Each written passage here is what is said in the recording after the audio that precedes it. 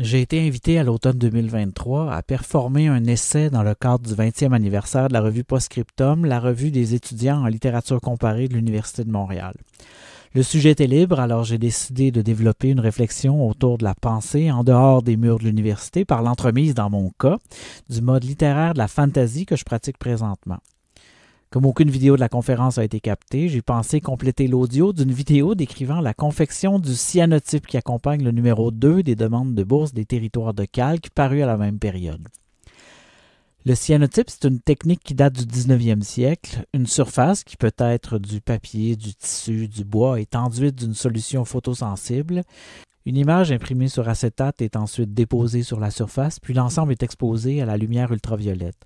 Enfin, le matériau est plongé dans un bain d'eau, et alors les parties du matériau qui ont été exposées à la lumière se colorent d'un bleu profond, tandis que les parties qui ne l'ont pas été deviennent transparentes. Alors, merci. Bon après-midi.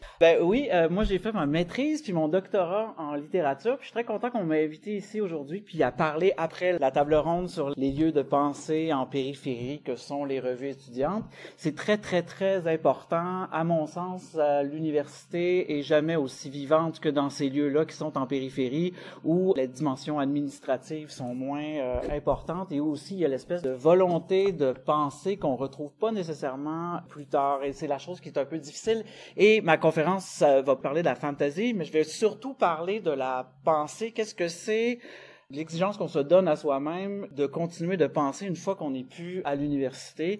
C'est très, très difficile. Les communautés qui se créent demeurent pas nécessairement toute la vie. Et puis, penser, c'est pas juste pour l'université. Quand on termine l'université, on vient de commencer à penser. Et pour certaines personnes, il y a une question de professionnalisation, mais pour d'autres, c'est plus qu'un besoin, c'est plus que quelque chose d'important, c'est quelque chose qu'on estime nécessaire, même d'urgent, dans la configuration de culture politique, sociale dans laquelle on est présentement. Penser, c'est peut-être dans les choses les plus importantes et c'est aussi dans les choses qui sont le moins valorisées, en tout cas en Amérique du Nord où on se trouve. La culture est beaucoup plus orientée vers le divertissement que vers les essais. Quand on publie un essai, la portée de cet essai-là est souvent décevante. Il y a une reconnaissance institutionnelle qui est là, mais on m'a souvent raconté qu'un prix du gouverneur général n'est pas beaucoup plus lu que si ça avait été publié pour les amis. C'est assez décevant. Moi, je me rendais compte au moment où je travaillais sur ma thèse que la pensée, pour moi, c'était quelque chose qui faisait partie de ma vie. Donc, ma question, ça a été comment est-ce que je peux faire pour continuer de penser une fois l'université terminée? Et puis, ce dont je vais parler aujourd'hui, en filigrane, en fond, il y a cette question-là de qu'est-ce que c'est le chemin que j'ai essayé de trouver pour continuer ce que j'ai commencé à penser à l'université. Parce que, oui, quand j'ai fait ma thèse, il y a plusieurs concepts que j'ai développés qui portaient sur le retour du lyrisme en France dans les années 90.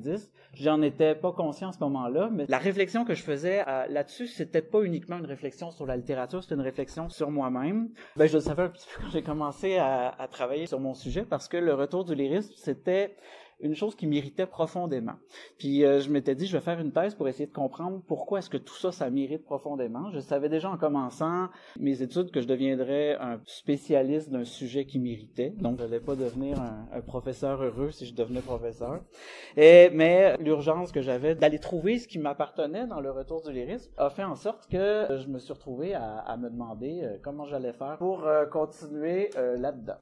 Alors, mon sujet de thèse, c'était une espèce de pensée que je trouvais très conservatrice qui est arrivée dans les années 90 en France et aussi en Europe. La poésie, soudainement, il y a tout un paquet de professeurs qui se sont dit l'expérimentation, le formalisme, c'est un peu ridicule, ça fait son temps. La poésie, pour nous, ça devrait être un retour à l'expression du moi, à l'expression de l'intériorité.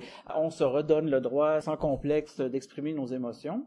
Moi, j'étais profondément irrité par ça parce que je considérais qu'il y avait une espèce de refoulé du textuel qui était présent là-dedans. Et puis, ma réflexion dans ma thèse, c'était essayer de comprendre qu'est-ce que c'était la nature de ce refoulé-là.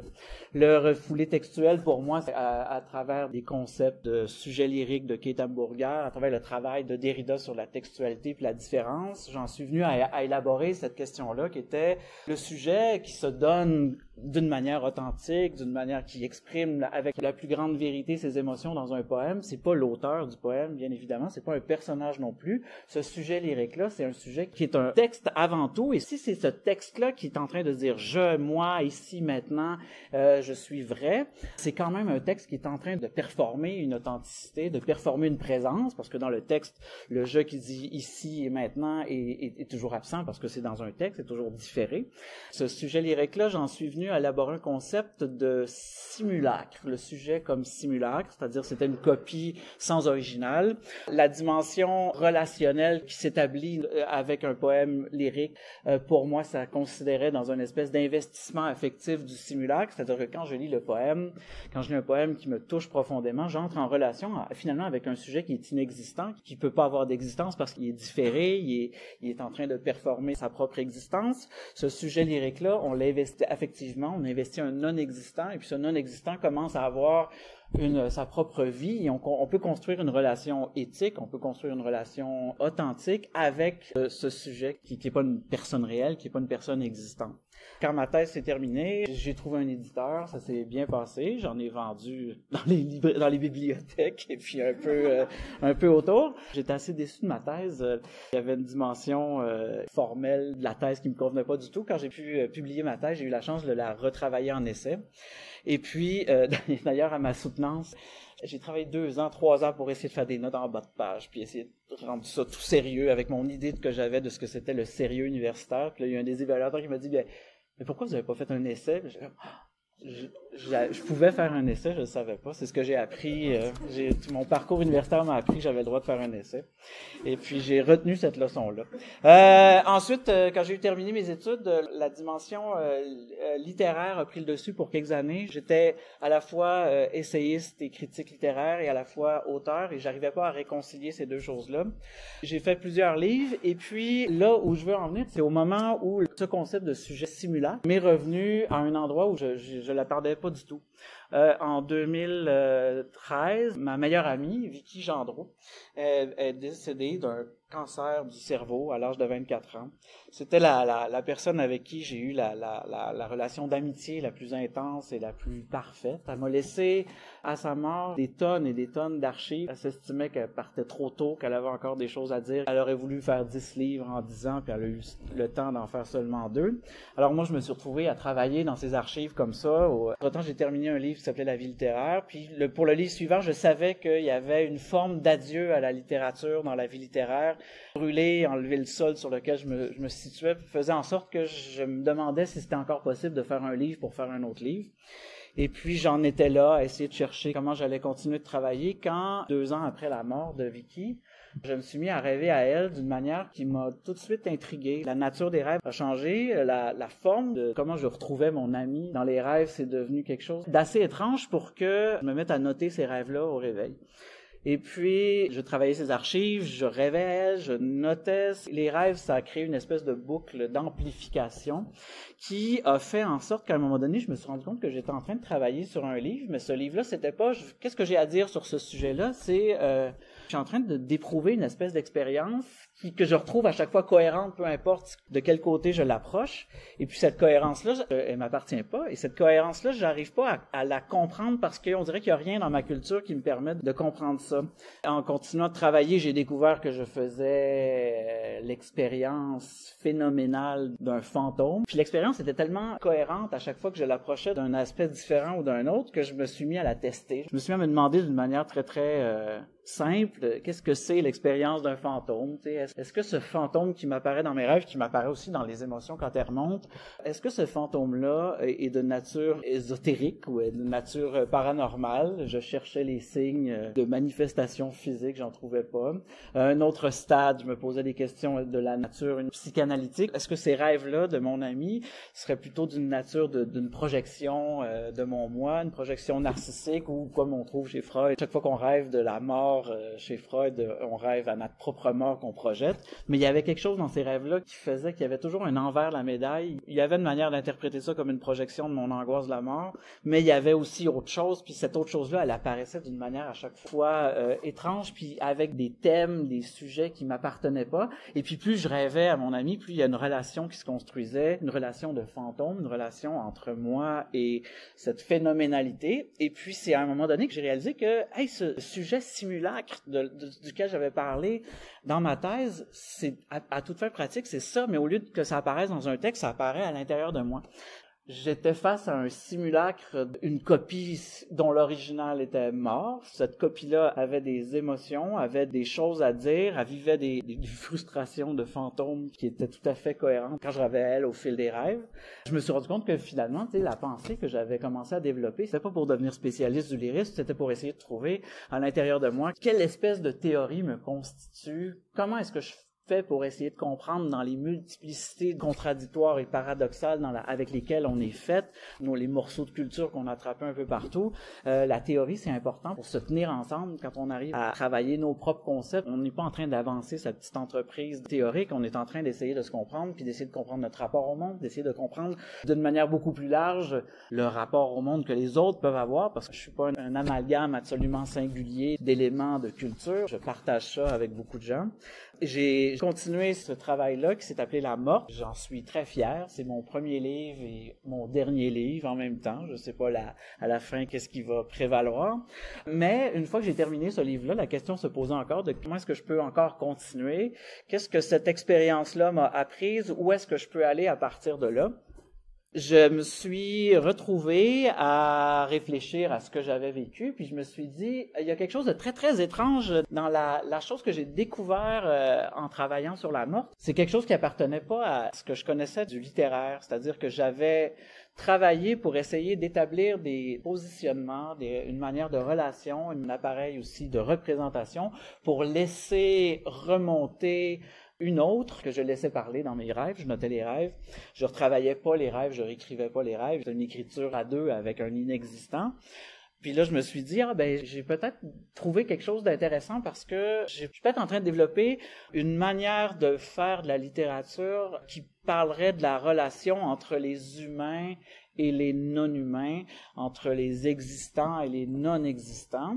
Et puis, petit à petit, je me suis dit, mais peut-être qu'il y a une autre question sur laquelle j'ai jamais travaillé, qui est celle des animaux, qui sont des vivants non-humains.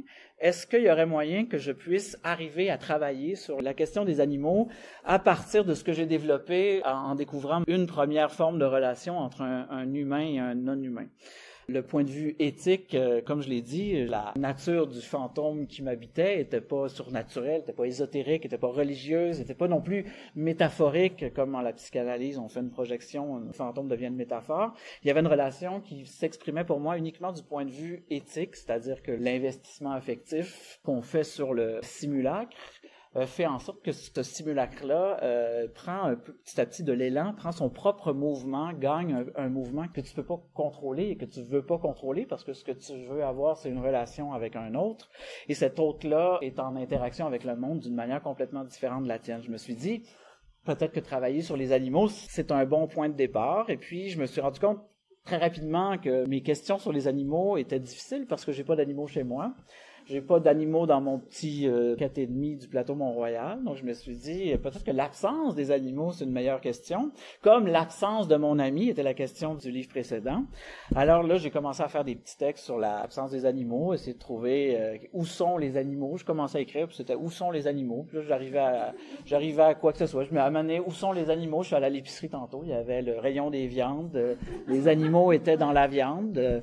Comment est-ce que les animaux peuvent être là et absents? On est encore dans un simulacre.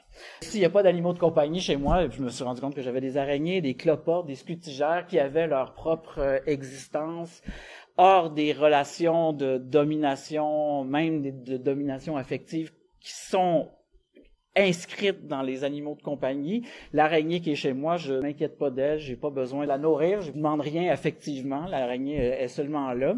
Elle fait sa vie, elle est la descendante d'une araignée qui habitait chez moi bien avant que j'habite là moi-même. Donc j'habite chez les araignées, les scutigères, depuis moins longtemps que cette famille de scutigères, cette famille de cloportes qui habite chez moi. J'ai avancé comme ça sur des questions. Je suis arrivé à un moment donné à retrouver, malgré moi, parce que tu prends pas un concept puis tu l'adaptes, leur concept il remonte d'une manière différente. J'ai découvert que j'avais besoin d'une espèce de forme de figuration de non-existant pour arriver à comprendre certaines choses qui concernaient l'absence des animaux. Par exemple, j'ai découvert à un moment donné dans une étude mondiale collective de biologistes que le rythme circadien des animaux sur tous les continents était en train de se déplacer vers la nuit. Les animaux se mettent à vivre de nuit parce que, selon les biologistes, la présence des humains est intolérable partout, à tout moment. Donc, les animaux se sont mis à vivre la nuit pour retrouver un peu d'espace de liberté et d'autonomie. Dans un des textes que j'écrivais tout ce qui me passait par la tête, j'essayais de mettre ça en forme, c'est apparu comme étant l'assemblée des animaux. Le fait que le rythme circadien change, on dirait qu'il y a une assemblée des animaux qui utilise pas le langage ou la présence, mais qui est en train de nous manifester d'une manière absolument claire que on prend trop de place, on ne sait pas se limiter le jour, donc les animaux-là expriment leur désapprobation par rapport à notre manière de vivre. J'ai avancé comme ça en travaillant sur des textes, mais plus j'avançais sur les textes, plus je me rendais compte que la littérature m'avait aidé pour représenter un fantôme, parce que ce fantôme-là, quand il m'apparaissait en rêve, il parlait, il y avait une forme humaine, il était à la limite de l'humanité, mais quand venait le temps de parler des animaux, les dispositifs sont beaucoup plus insidieux. La projection qu'on peut faire par métaphore, la projection par allégorie, la projection par supposément communauté de grands concepts comme le cycle de la vie, de la naissance, de la mort est tellement insidieux que c'est très, très, très difficile d'écrire quelque chose sur les animaux où on laisserait les animaux être eux-mêmes. Imaginez comment en littérature c'est encore plus difficile parce que laisser les animaux être en littérature, qui est le territoire par excellence du langage humain, on se trouve vraiment tout de suite désavantagé. La littérature est absolument anthropocentrée quand elle n'a pas son fond suprématiste humain. Les animaux sont toujours sous les humains. Essayez de trouver des exemples de livres où les animaux vivent en l'absence des humains, qui ne soient pas un exemple de projection, d'allégorie, où on peut pas faire la projection ou l'allégorie là-dessus. C'est difficile. Les fables de La Fontaine, il n'y a rien de plus humain qu'un animal chez La Fontaine. Et puis la littérature moderne, contemporaine, et la littérature moderne sur laquelle est construite la littérature contemporaine, est encore plus anthropocentré que ça. Je me rendais compte en travaillant que moi, j'avais toujours écrit tout ce qui me passait par la tête à partir de ce que je vivais à l'intérieur. Je me rendais compte que j'avais atteint une espèce de limite. Il y avait quelque chose qui sonnait faux. Même si j'arrivais à avancer, je trouvais des toutes petites choses que je pouvais mettre ensemble. Mais il me semblait qu'il me manquait quelque chose comme des intermédiaires entre les humains et les animaux. Il y avait l'assemblée des animaux qui constituait pour moi ce que j'appelais une inférence à partir de ce que les épicuriens de l'Antiquité avait développé. Cette partie-là fonctionnait. Dans le monde épicurien, il n'y a pas de monde hyper cosmique, il n'y a pas de monde transcendant. Tout peut être déduit par la matérialité. Même les idées peuvent être matérielles sous la forme d'atomes. Pas les atomes de la physique ni de la physique quantique, c'est des entités insécables et invisibles dont on peut découvrir les preuves par observation et par analogie. Et l'inférence, c'est la nécessité d'inférer des atomes qui sont matériels mais invisibles, qui sont existants mais inexistants, mais qui sont la base de la pensée épicurienne. Fait que l'inférence était très bien pour moi, mais ça constituait un intermédiaire, mais j'avais de la difficulté à avancer avec mes trucs d'épicerie, la viande à l'épicerie, les chats, les scutigères, l'assemblée des animaux, ça faisait des textes, mais je sentais qu'il manquait quelque chose. J'en étais resté là, et puis, à un moment donné, à la même époque, un autre projet que j'avais commencé et abandonné m'est revenu soudainement. C'était un projet de zine que j'avais fait en 2018. J'avais commencé, je l'avais pas fini, sur les demandes de bourse. J'avais fait partie d'un comité d'attribution de bourse au Conseil des arts du Canada. Et puis, au moment où j'ai fait partie de ce comité-là, je me suis rendu compte que j'avais absolument jamais compris c'était quoi faire une demande de bourse, dans la mesure où je savais pas à qui je m'adressais. Je fantasmais des choses qui étaient pas là. Puis il y avait des choses tu travailles vraiment longtemps sur ton budget, mais le budget, c'est pas du tout important par rapport à d'autres choses pour les demandes de bourse au Conseil des arts. Donc, je m'étais dit, ça serait bien que je fasse un petit zine où je présenterais une bonne demande de bourse, puis une mauvaise demande de bourse, puis un exemple de ce que les évaluateurs peuvent se dire en comité. Je trouvais ça super pertinent et intéressant, mais tout de suite, je me suis dit, c'est vraiment plate comme sujet de zine, je sais pas comment rendre ça intéressant. Puis là, je m'étais dit, ça serait drôle si je mettais ça dans un monde de Donjons et Dragons avec des créatures qui feraient des demandes de bourse, mais tout le reste serait super sérieux. Ça serait une vraie demande de bourse acceptable, une vraie demande de bourse avec des faiblesses, un vrai comité, mais ce serait des chevaliers, puis des dragons, puis tout ça. Là, j'étais comme, c'est bon, ça va être mon projet, ça va être merveilleux. Et puis là, je me suis rendu compte que pour ce genre de projet-là, ça serait bien d'avoir des illustrations, mais j'ai aucun début de talent en illustration. Quand on fait un zine, on n'a pas d'argent, fait que j'avais pas moyen de payer des illustrateurs. Je cherchais des références open source, puis il y avait seulement des Hercules du 17e siècle en gravure. Puis ça fonctionne pas, tu sais. Et j'ai abandonné ce projet-là. Entre-temps, j'avais commencé à faire de la modélisation 3D et de l'impression 3D. Et puis un jour, j'ai réalisé que le monde de la modélisation a beaucoup évolué. On a peut-être une image que la modélisation, c'est pour faire des figurines de super-héros, puis pour faire des personnages de jeux vidéo un peu bruts dans leur esthétique, mais depuis quelques années, la communauté de la modélisation s'est enrichie de tout un paquet de pratiques artistiques et d'artistes qui contribuent à travers un système qui s'appelle les shaders. C'est une espèce un système de traitement des données sur la lumière qui permettent de modifier la manière dont la lumière va agir dans un contexte virtuel, la manière dont va agir sur un modèle. Il y a des shaders de tout. Tu peux faire du pastel, tu peux faire de l'animation très, très cute, de l'animation très, très vintage. J'ai trouvé à un moment donné un shader qui permettait de faire un effet de gravure. C'était exactement ce que je cherchais. Puis je me suis dit, je sais pas illustrer, je sais pas comment anticiper comment la lumière va interagir sur un truc ou un autre, mais je sais modéliser. Et là, j'ai seulement placé ma caméra puis mes lumières, et puis avec le shader, je vais avoir un effet d'illustration. Donc, soudainement, je me suis dit, maintenant, je peux faire des illustrations, je peux recommencer mon projet de zine sur les demandes de bourse. Et puis, insidieusement, la pensée s'est réinsérée tout de suite dans ce projet-là, et puis l'idée de présenter ce que c'est une bonne ou une mauvaise demande de bourse a été tassée au profit de aïe, là, je suis dans une situation où je peux avoir tout un paquet d'intermédiaires entre les humains et les non-humains, parce que le monde de Donjons et Dragons, qui est aussi le monde de la fantasy, c'est un monde qui possède tout un bestiaire qui permet de travailler ça, les relations entre les humains et les non-humains. J'étais très, très enthousiasmé de voir que cette espèce de petit projet qui est un peu farfelu au début devenait petit à petit mon prochain projet littéraire. Pour arriver à rendre ça plus consistant que celui d'un jeu formel et pastiche et parodique de demande de bourse et d'évaluation, je me suis mis à enrichir le monde dans lequel ça se passait. Il faut imaginer les territoires de calque, comme ça s'appelle. Il faut imaginer une espèce de monde de RPG où les chevaliers, les aventuriers, pendant des siècles, ont été en mobilisation de combat. Et puis, on a toujours eu leur version des faits. Et puis, à un moment donné, tout ce système-là s'effondre. Et puis, on est dans une situation révolutionnaire où la parole des opprimés se retrouve soudainement libérée. Et puis, dans ce monde-là, on décide de faire un comité du Conseil des arts pour aider à libérer cette parole-là. Donc, il y a une dimension qui peut être autant environnementaliste que décoloniale, parce que les animaux, si on leur donne la parole, si on leur donne un intermédiaire pour s'exprimer, les combats décoloniaux et les combats environnementaux en viennent à presque se confondre.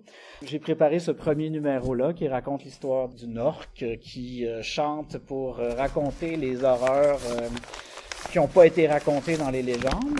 Je peux faire circuler les zines, si vous voulez, la version couleur. Alors, mon zine, c'est ça, c'est une demande de bourse avec le comité. J'aimerais les revoir à la fin, parce que ça coûte cher. Nous sommes à la moitié de la conférence. Avant de poursuivre, je voudrais vous inviter à aller vous procurer les demandes de bourse des territoires de calque disponibles sur doctorac.co. Elles sont disponibles en deux versions, une contenant l'objet d'art associé aux zines, figurine ou cyanotype dans ce cas-ci, et l'autre sans objet, beaucoup plus abordable. Et pour commander, rien de plus facile, il suffit de vous rendre sur ma boutique en ligne, doctorac.co. Commander ne demande pas de s'enregistrer. Une fois le formulaire rempli, vous serez redirigé vers PayPal pour une procédure de paiement sécurisée. Et si vous êtes à Montréal ou dans les environs, il est possible de choisir l'option remise en personne au moment de la commande et vous éviter ainsi des frais de livraison. Mais ce projet-là a pris de plus en plus d'ampleur et pour arriver à le poursuivre, je me suis rendu compte que, par exemple, j'avais pas une très grande culture de la fantasy. Je connaissais les RPG, je connaissais Donjons et Dragons, mais je connaissais très peu de choses des romans. Donc, je me suis fait une auto-formation assez exigeante. J'ai fait une liste des meilleurs romans de fantasy à partir des listes qui étaient les plus crédibles. Et puis, depuis 1 an, je ne fais que lire de la fantasy pour essayer d'arriver à attraper qu'est-ce que c'est de cette culture-là qui est très, très particulière parce que dans la francophonie dans laquelle on se trouve, francophonie québécoise, francophonie héritée de la France, la tradition de fantasy est presque inexistante. Il y a des livres de fantasy, mais comme une tradition, une pratique, c'est mort au 18e siècle, à la fin du 18e siècle. Ce qui s'appelait la romance a bifurqué dans le monde européen puis dans le monde français, puis nous, on n'a pas hérité de cette filiation-là. Donc, j'ai lu tout ce qu'on pouvait trouver dans tous les registres, Ursula Le Guin, Patrick Rothfuss, Brandon Sanderson, Marlon James, les romans de Dragonlance, Michael Moorcock, Terry Pratchett, Robin Hobb, Tommy Adeyemi, Esther Rochon, C.S. Lewis. J'en ai lu beaucoup, beaucoup. Et puis, j'ai été déçu parce que finalement, il n'y a pas tant de non-humains que ça dans les romans de fantasy. La culture de fantasy est intéressante à certains points, mais décevante pour moi sur d'autres. On voit le plus souvent des humains en train d'interagir entre eux dans un contexte de sédimentation d'histoire. On peut avoir des éléments du début 20e, 19e, 18e, 17e, dans un monde où il y a la plupart du temps un système de magie avec lesquels les humains sont en interaction. Mais la question des humains et des non-humains, mais au-delà de ça aussi la question du non-humain non-vivant se pose pas très souvent. La chose que j'ai trouvée, par exemple, très, très intéressante, c'est que quand il y a des créatures, des non-humains, pratiquement à chaque fois sont soit singuliers supérieurs ou multiples inférieurs. Il y a très peu souvent une relation d'égalité, une relation d'interaction, une relation éthique entre les humains et les non-humains. Mais une des choses qui est vraiment particulière de la fantasy, c'est que c'est une culture littéraire qui assume complètement une chose qu'on retrouve pratiquement pas ailleurs, c'est la dimension lowbrow.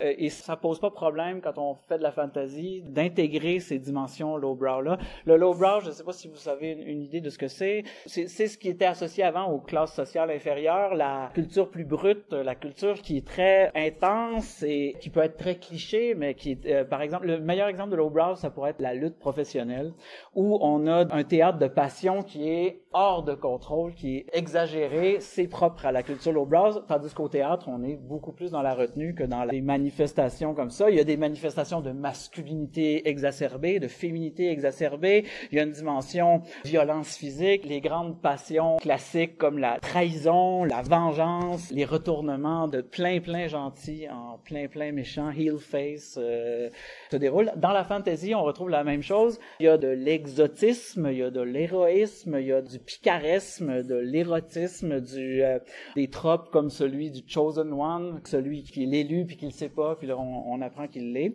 Il y a vraiment quelque chose de très intéressant là-dedans parce qu'on retrouve ça difficilement ailleurs. Ce que la fantasy fait, c'est qu'elle mélange le lowbrow avec le middlebrow, c'est-à-dire la culture qui autrefois était plus celle du roman bourgeois, celle de l'intériorité, les relations plus nuancées, le détail des interactions humaines.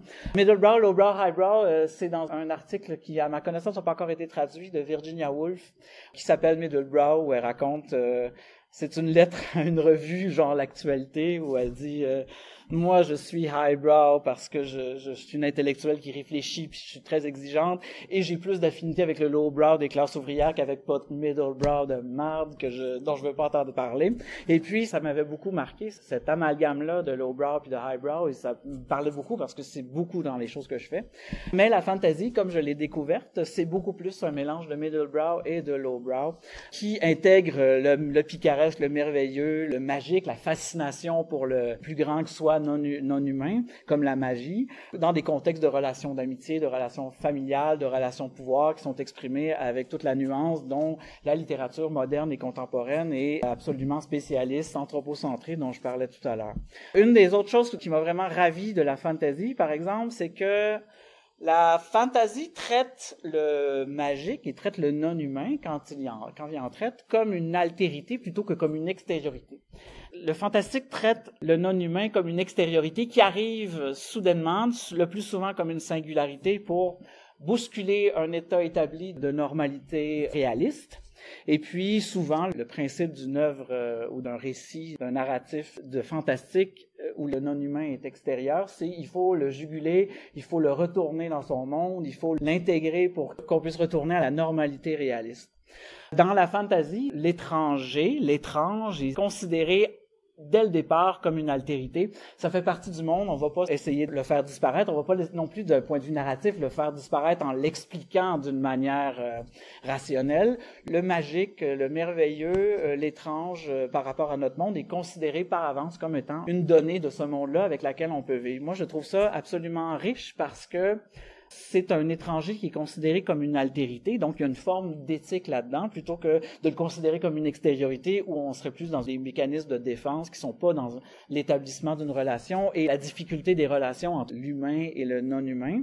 Mais j'ai l'impression que la fantasy a pas encore pris la pleine mesure de cette particularité-là. Les grandes œuvres de fantasy le font, mais c'est pas entré dans la culture de la fantasy comme on la connaît. Et voilà, j'en étais à ces espèces de réflexions sur la difficulté qu'il y a à essayer de faire de la fantasy dans le contexte que j'étais, parce que middlebrow puis lowbrow, ça me parle pas du tout. Moi, ce que j'aurais voulu trouver, c'est comment mélanger, comme Virginia Woolf le dit, le highbrow et le lowbrow. Et puis, je suis tombé à un moment donné retombé sur un concept de Bakhtin. Il en parle à plusieurs endroits, dans l'esthétique et théorie du roman. Il en parle je pense qu'il en parle dans Dostoïevski ou dans Rabelais. Mais il développe un concept qui est celui d'une filiation un peu secrète, qui a un nom très étrange, qui appelle la satire ménipée. La satire ménipée, pour lui, c'est une espèce de filiation discrète qui vient des dialogues socratiques et puis qui arrive jusqu'à aujourd'hui par toutes sortes de chemins de traverse. Et puis quand je suis tombé sur les textes de Bakhtin qui parlent de ça, tout de suite j'ai trouvé mon parti là. Il commence par parler des dialogues socratiques, c'est-à-dire des dialogues qui mettent en scène Socrate en interaction avec les gens de la cité d'Athènes. On en trouve vraiment beaucoup chez Platon, c'est le meilleur exemple, mais il y en a d'autres, je crois, parce que Socrate était une figure polarisante et en périphérie de la vie d'Athènes, avait un pouvoir symbolique sans pouvoir économique. Les enfants de riches d'Athènes allaient tester leur capacité à discuter avec le grand de la discussion qui était Socrate. Et ces discussions-là, vraisemblablement, avaient lieu dans la rue plutôt que dans un lieu particulier. Ce qui intéresse Bakhtin dans le dialogue socratique, c'est la dimension qu'il appelle le sérieux comique, qu'il appelle le spoudogélion. Le sérieux comique, c'est-à-dire que Socrate, c'est toujours une figure un peu farfelue dans son ironie, qui garde les cartes contre lui, puis qui dit « Ah oui, quand tu dis ça, qu'est-ce que tu veux dire? Ah oui, vraiment, tu dis ça? » Il y a quelque chose de très drôle dans très drôle grec, là, c'est pas le festival juste pour rire, mais il y a quelque chose de très drôle et de très étrange dans le comique de Socrate, qui est en même temps profondément sérieux. Chez Platon, les premiers dialogues sont beaucoup plus dans la tonalité comique que les derniers. La dernière trace de réalisme comique, c'est, je pense, dans Phèdre. Après ça, il n'y a plus rien. Mais ce que Bakhtin dit, c'est que cette tradition-là, qui est le sérieux comique socratique, est mort en philosophie, à l'exception de certains très très rares comme Diogène et les cyniques. La philosophie est devenue très très sérieuse, mais ce sérieux comique-là a trouvé son chemin d'une manière très très détournée à travers un philosophe qui s'appelait Ménippée et les satires qu'on a fait à partir de Ménippée, qui a donné lieu à un genre de littérature de sérieux comique qui est un des héritages les plus étranges de la culture humaniste grecque et latine. L'exemple de satire Ménippée que Bakhtin donne, c'est entre autres l'Âne d'or d'Apulée et le Satyricon de Pétrone, où on a, selon Bakhtin, toujours un personnage principal en quête de vérité qui teste la vérité à une échelle du monde. Les lieux de la satire Ménippée, c'est des lieux où les classes sociales sont interchangées, des lieux en périphérie du monde, le tripot, la taverne, le bordel, la rue. Mais ce que Bakhtin dit bien, c'est que ce comique-là, des renversements de classes sociales, des gens qui étaient riches qui deviennent pauvres, des pauvres qui deviennent sages, ce renversement-là se fait toujours dans une perspective de sérieux où la recherche de la vérité est principale. On pourrait dire que dans le dialogue socratique, il y avait une discussion, un dialogue où la vérité est établie par l'opposition entre les parties. Dans la satire Ménippée, le dialogue se fait avec le monde à échelle beaucoup plus large que celle de la réalité, se fait à l'échelle l'échelle du monde tel qu'imaginé. Le magique, l'héroïque, tous les éléments du lowbrow sont convoqués pour tester les valeurs, tester la réalité, tester la vérité expérimentée par le personnage principal. Le sérieux comique, selon Bakhtin, a trouvé son chemin au-delà de l'Antiquité, et puis les exemples qu'il donne sont probants. C'est ceux de Rabelais. Il y a un sérieux comique chez Rabelais qui est complètement farfelu, mais qui est en même temps la chose la plus sérieuse du point de vue de la pensée humaniste du 16e siècle.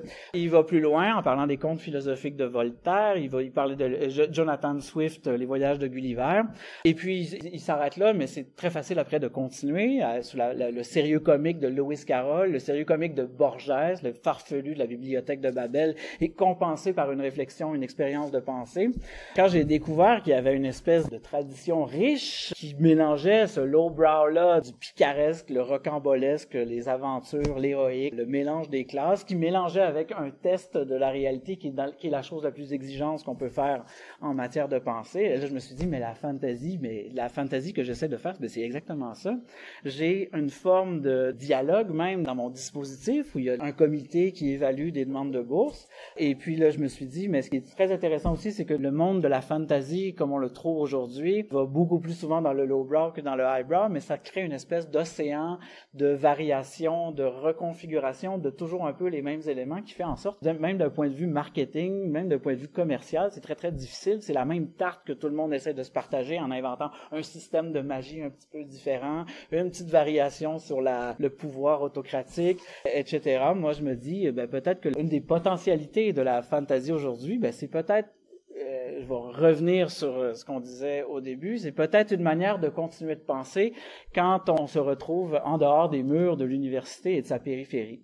Et puis, la satire mini-p, ce que Bakhtin explique, c'est aussi une manière de réfléchir en marge, en périphérie et en dehors de l'université, dans une réalité qui n'est pas une réalité institutionnelle, qui n'est pas une réalité où l'écoute est préparée. Peut-être qu'il faut faire appel à du lowbrow dans une certaine mesure sans trahir nos exigences de pensée pour arriver à entamer un dialogue avec des gens qui ont beaucoup de choses à penser, mais qui sont peut-être pas ou peut-être plus à l'intérieur des murs de l'université.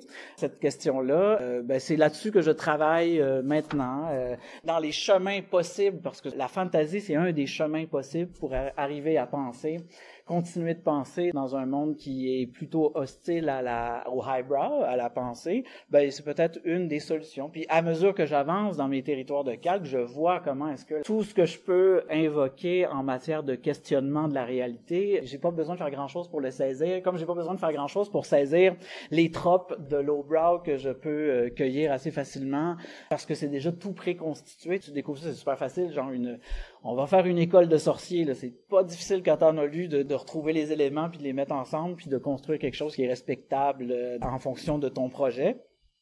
Alors voilà, mon projet, comme je l'ai commencé, j'ai 2 fascicules qui sont parus depuis, je suis en train d'en préparer un 3e, et puis j'ai des plans pour en faire 25, donc j'en ai jusqu'à 60 ans parce que j'écris pas vite, puis je travaille pas vite, mais les inférences, tout ce que j'avais trouvé dans ce projet de livre intermédiaire entre la morte et maintenant, les questions sur les animaux, je suis assez étonné de voir comment les intégrer dans un contexte de demande de bourse, dans un monde de fantasy, et puis le débordement, la dimension comique qui est la dimension parodique ou satirique est là, mais avec un fond de sérieux. J'écris ça avec le plus grand sérieux du monde, même si en apparence il y a quelque chose d'un peu farfelu. Par exemple, un des numéros qui s'en vient un peu plus tard, ça va être sur en 1984 ou 85, il y a 90 000 caribous qui ont été noyés quand Hydro-Québec a ouvert les vannes. 90 000 caribous, c'est vraiment beaucoup.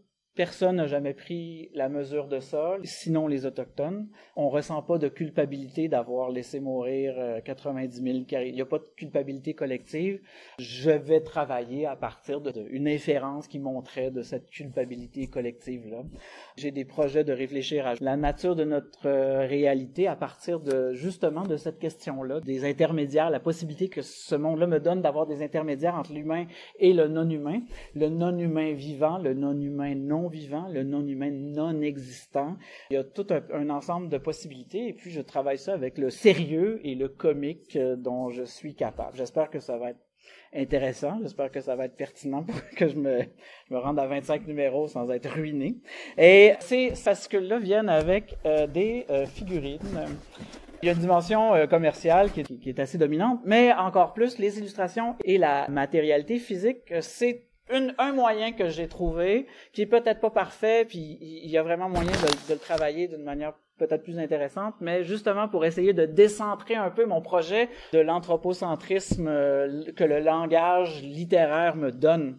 Quand on construit un personnage, puis on le modélise, on le sort un tout petit peu du langage. J'ai pas besoin de le décrire avec des métaphores pour arriver à ce que les gens se les représentent avec les moyens langagiers qu'ils ont. C'est absolument pas parfait comme dispositif, puis peut-être que ça va donner arriver à quelque chose de plus. Pour le numéro 2, j'ai appris à faire du cyanotype. C'est une harpie qui est un mélange de statue grecque et de Pietà avec son enfant. Le but, c'est pas de faire des objets à chaque fois, mais c'est d'arriver à donner une espèce de rapport matériel, de rapport visuel que les arts visuels sont capables de nous donner, plutôt qu'un rapport uniquement langagier. Tout ça, c'est dans le but d'essayer d'un peu décentrer. Je sais pas si c'est la bonne solution, mais c'est une des solutions que la fantasy t'offre. C'est assez facile de saisir ça, puis c'est assez facile aussi de diffuser ça. Donc la dimension lowbrow est aussi là-dedans. Arriver à connecter avec des gens qui veulent réfléchir, mais autrement que dans un contexte institutionnel et formalisé de certaines manières, comme on le trouve dans les pratiques de pensée qu'on a. Alors voilà, c'était ce que j'avais à dire aujourd'hui. Je pense qu'il y a une période de questions. Et puis avec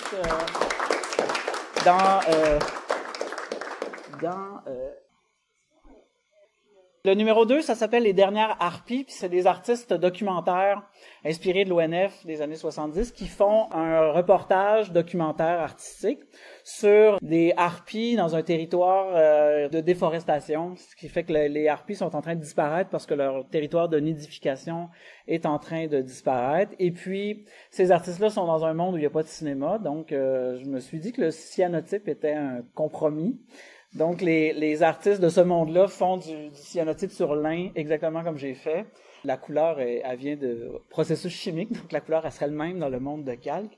Et puis, ma réflexion là-dedans, c'est sur le fait que les documentaristes, il y en a un qui est un personnage humanoïde araignée avec un poète humain.